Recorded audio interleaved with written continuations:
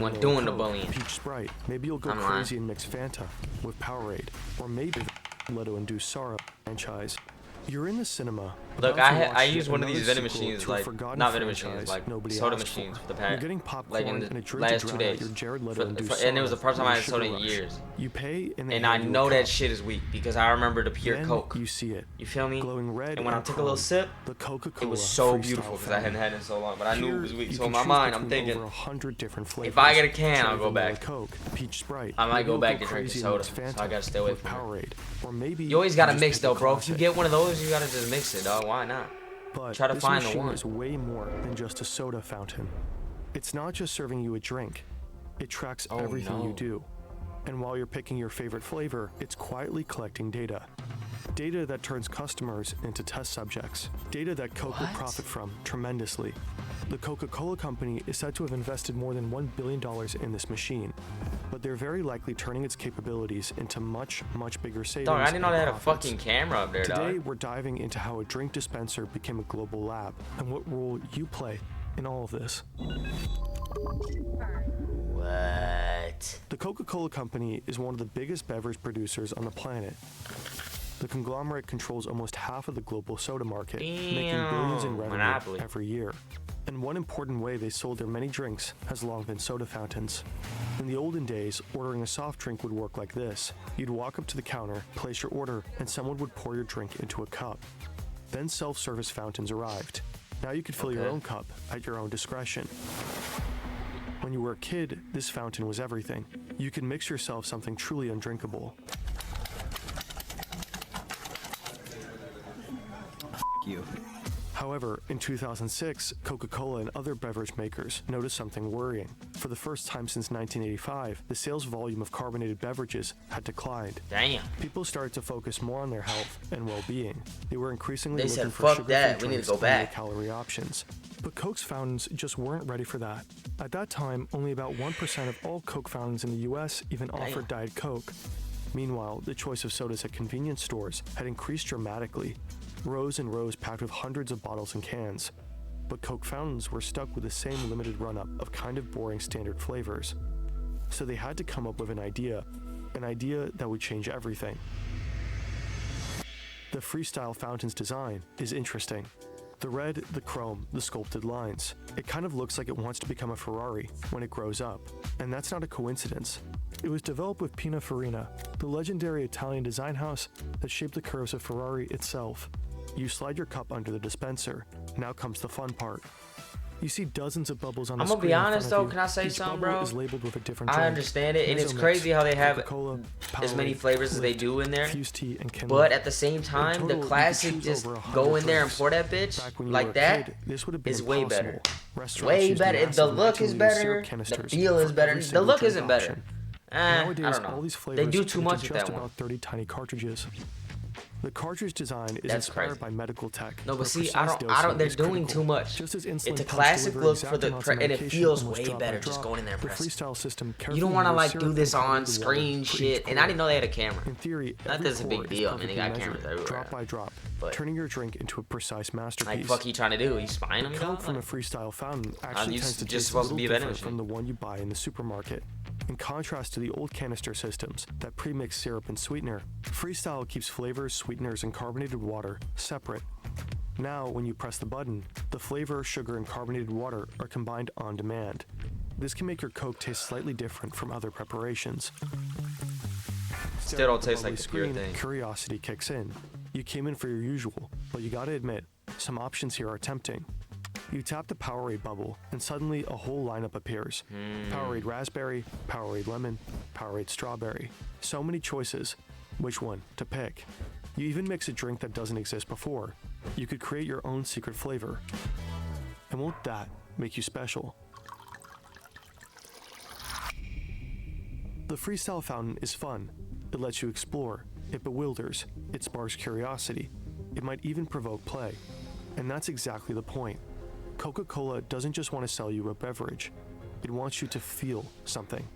This technique is called Nah, experience but I marketing. feel like you don't feel it, bro. Right You don't front feel of it with this that machine, shit, with that you're not fucking just strain, choosing a dog. flavor. I feel like if you You're did a interacting with the survey, brand. more people would You like are literally experiencing it. the classic, Every the tap, classic every bubble, push and press every and go. choice pulls you You deeper feel me? into the Coca-Cola Like universe. this shit right here. And that matters because moments I don't like know. this make you remember Coke. It's good. It's not just as a drink, solid. but as a feeling.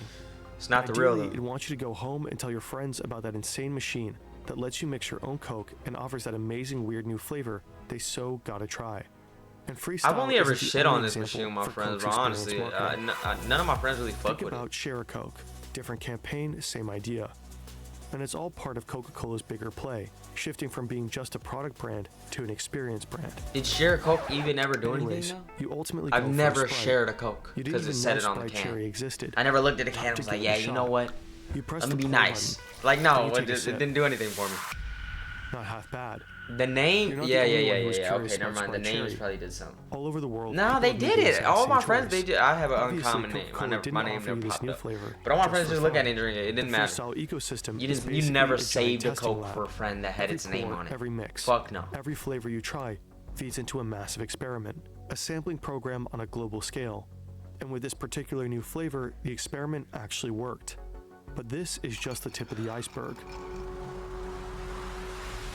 When Coca-Cola launched the Freestyle in 2009, they packed it with cutting-edge In technology. 2009? Reliable wireless networks like the ones we have today weren't exactly standard, so Coca-Cola built their own. The network they created links every Freestyle machine directly to Coca-Cola's back-end systems, which are managed through SAP software. Think of it as the company's brain. It keeps track of everything happening across all departments in real time. Every single day, over 50,000 Freestyle machines send data back to this brain. They report everything that's going on inside them. Which flavors are being poured, what time of day they are consumed, or how much syrup is left. You might not experiment with your drink choices, but many other people do. That is how Coca-Cola discovered that people really like Coke Orange Vanilla, Sprite Cherry, Sprite Strawberry, and Coke Cherry Vanilla. Some of these flavors started as user creations, combinations people kept mixing again and again at the Freestyle machine. Others, like Coke Orange Vanilla, were developed by Coca-Cola. The more people got these, the stronger the signal became, and what started as a tiny bubble on screen ultimately moved into full production. Sure, you could argue the company might have released these flavors eventually either way, but with Freestyle, those decisions happened faster than Dude, before. I forgot the They old might be LeBron grounded in Coke better ad. data. It was a Coke or Sprite. But there's more. Before Freestyle, staff I had to don't know, manually but check that shit those was- giant that shit syrup was- canisters. That was an They error. probably used inventory sheets, maybe did a bit of guesswork, and called or emailed Coca-Cola to reorder. Freestyle completely transformed fountain logistics. Every night, the system collects data from this exact machine and figures out how many units of each cartridge needs to be delivered to the cinema. And it's not just based on what you and your friends poured yesterday. Algorithms predict demand and even factor in planned promotions for specific beverages. The system calculates which cartridges need refilling and automatically creates the restocking orders. Those orders are sent straight to the distribution center, and from there, the cartridges are shipped directly to the fountain locations. Every Freestyle machine on the planet is quietly syncing. Think about how smart this is. With Freestyle, Coca-Cola can optimize their entire fountain supply chain, streamline inventory management, make restocks more efficient, and even improve their production schedule. It's probably safe to assume that this alone saves the company millions and millions of dollars along the way.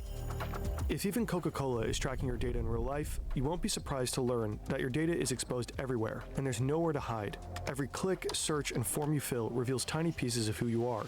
That you had to look up how to spell bourgeois 6 or 7 times for your online comment war, that you don't understand the 6-7 meme, or that you enjoy mixing Sprite and Fanta.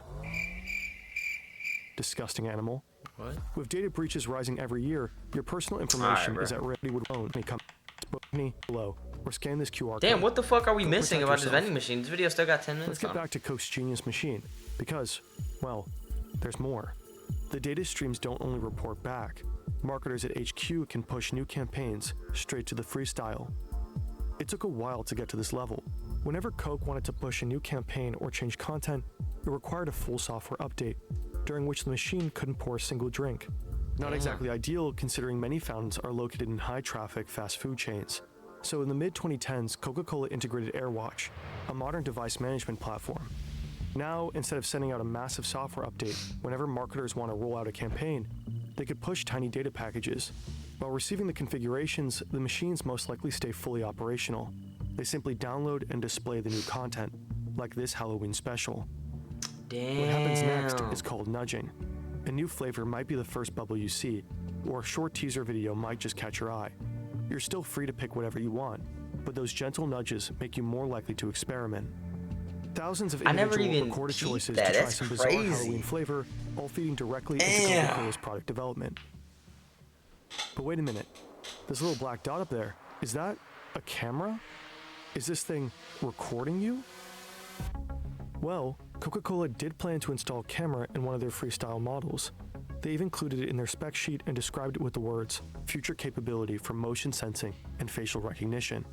This way, the company could have tracked every smile when you mix flavors, every frown when it doesn't taste right after a little test sip, literally observing which combos make you happy or annoyed.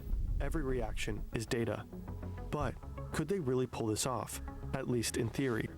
In Europe, for example, strict data protection laws such as general data protection regulations would likely not allow this to happen. Yeah, but I think you could just do it saying, well, I don't want anybody fucking with the machine. If there's a camera there, then and recognition technology in public spaces. So hypothetically, it might be feasible there.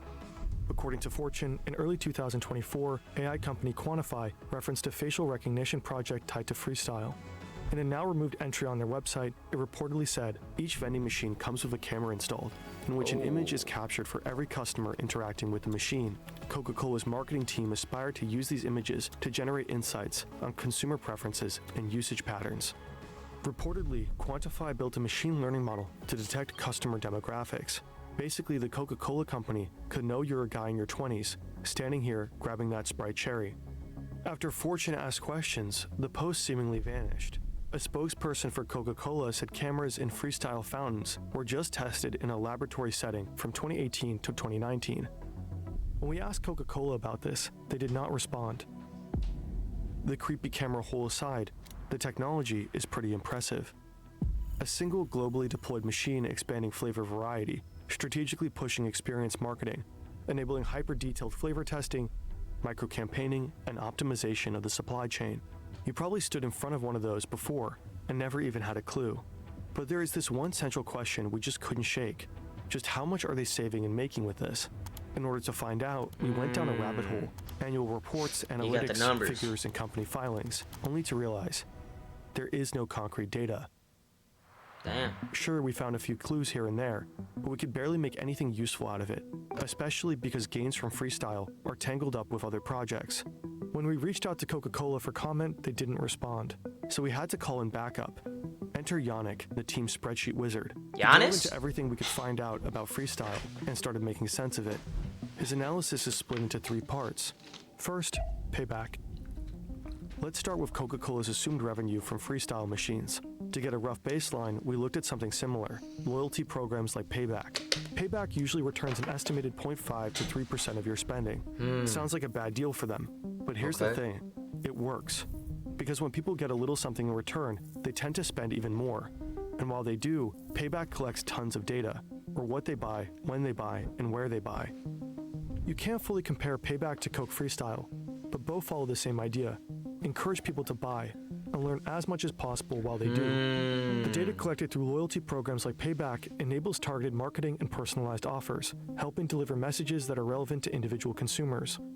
Studies like this one show that loyalty programs can improve gross margins by 2 to 4%, not simply because people buy more, but because companies can make smarter, data-driven marketing and product decisions.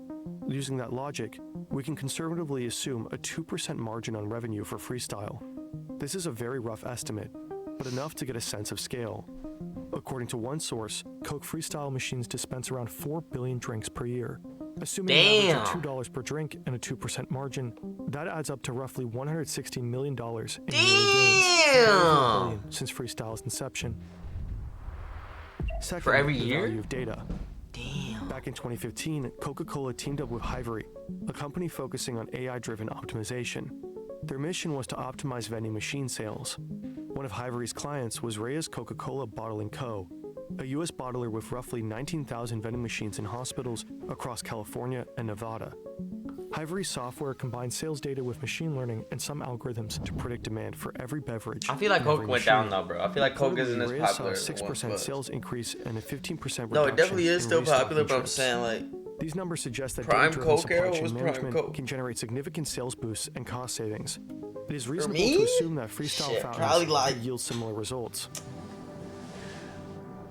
Third, new flavors. 20. Some of the new flavors Coca-Cola launched based on their freestyle testing turned out about as popular as the deeply 18 was disappointing the and big one. unwanted And then sequel you're it going started to dying enjoy off in a a little few in minutes. 2019 it was still up there though. Example. I'm not gonna Even though lie. it was one of the most beloved 2019 freestyle it was combos, right there. Coca-Cola decided to not produce But any more 18, in 17, 2024 16, due to declining solid. demand. I Freestyle think may help spot promising new it was flavors, going up. but it doesn't seem to be foolproof. I think it was going up. Out of 4 flavors brought to Peaked the at market, 18, went 2 down a did little not bit at survive. 19, and This then in doesn't 2020 necessarily it mean dropped they were off bad a investments, because of just that they COVID. weren't long-term And it hits. has a comeback. I don't think it has Coca-Cola may have comeback. overestimated how representative freestyle users are for the broader market. I'm Again, lying our like request for fuck. I comment was went drinking unanswered. mad Coke. Well, Coca-Cola I'm like, rarely publishes nah, but not as sales much as data for before, I specific swear. products. We found a number for one of their newer Swear. non-freestyle Sprite products that shows the potential of this market. Sprite Chill generated $15 million in sales in its first Damn. 21 weeks I've in the never North even heard of American that. market. Again, it's hard to estimate the total profit the company may have made through new flavors that started on freestyle, and how important the found data was for their success. But looking at all 3 aspects of Yannick's analysis, one thing is relatively safe to assume. It's crazy. The $1 billion Coca-Cola reportedly invested into these machines has long been made back. Hey, bang. It's crazy to think how much soda we got though. Like all of the flavors, not one tastes the same. Well, granted, you got some like that, some copycats, but it's never the same. And I don't know, it's weird with the U.S., man. We really got the soda game on lock. I never even peeped that until I heard fucking the one scientist dude, the astrophysicist, Neil Tyson.